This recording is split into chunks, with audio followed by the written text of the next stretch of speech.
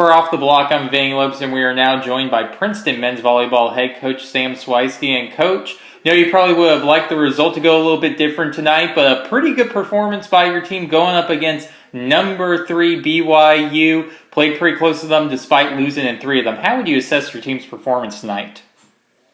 Yeah, I was really pleased. BYU is a very talented team, and they played very well tonight. I thought we did a great job. I thought we hung with them, 25-22, 25-19, 25-22. We were there in every set. We had a lead, and all of those sets, a couple of them late in the game. Just really pleased with the guys overall. I thought we had some great individual performances. Kurt Seaman had a great performance, 14 kills, hit 579. That was just fantastic job by him. I thought Kendall Radder did a really nice job, 12 kills, 261. Just really strong. And then Joe and May, did a really great job coming in and leading the team and running the offense, keeping it pretty balanced and keeping them guessing. I think they did a fantastic job as well. So a really nice team effort. Just very pleased with what we were able to do against a very good team and a very, I wouldn't say hostile at all, but just a very supportive crowd for BYU. I mean, that's probably one of the most, most intense games we played in our home court with a great support for the opponent, which is it's a great environment to play in. Anytime you can have that many butts in the seats, it's exciting. Our band was there, and the atmosphere was really a lot of fun. Yeah.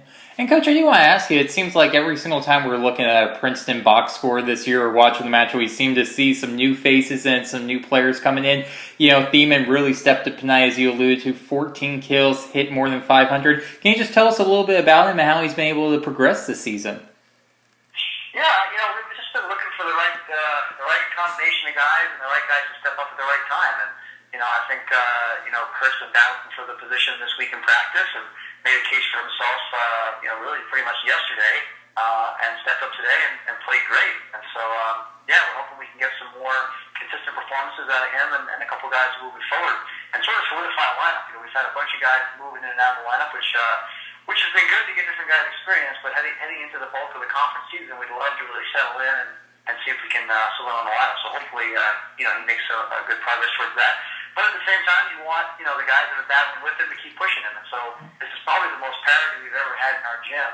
And it makes practice exciting. There's nobody that can really rest on their laurels and just expect to start every night. Everyone's got to push hard and play hard, and that's been a good thing for us. Yeah. Coach, looking at the match tonight against BYU, was there anything that they did tonight that really stood out compared to just having seen them in film? Was there anything that they did that exceeded your expectations tonight? Not really. I mean, we watched a bunch of film on them. I coached Princetons this summer with the junior national team, so I had a really good sense of what he could do. I just think some of the physicality when you actually put it up there, a couple of those guys went over the top on us a couple times, and there's really not much you can do in that situation.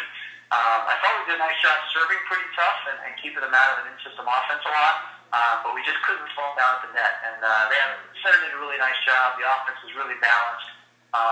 But yeah, it wasn't surprising. I mean, they're a very talented team. They're well coached, and they did a nice job. So that wasn't surprising, but pretty much what we'd expect from them. Yeah, and I would love to get your thoughts about Brandon Sander a little bit, because you had an opportunity to coach him with the through USA Volleyball with the men's junior national team. How good do you think that Brandon Sander can be in the college level as he just has seemingly continued to progress in his sophomore year? I think he can be very good. I think it's a little bit unfair. I think everyone wants to compare him to Taylor, obviously. And I think that's sort of an unfair comparison. Taylor was a really special player.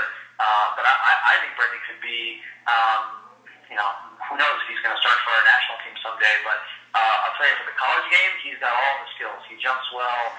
He's a strong hitter. He's got good vision. Hits the bit really well. Got a nice serve.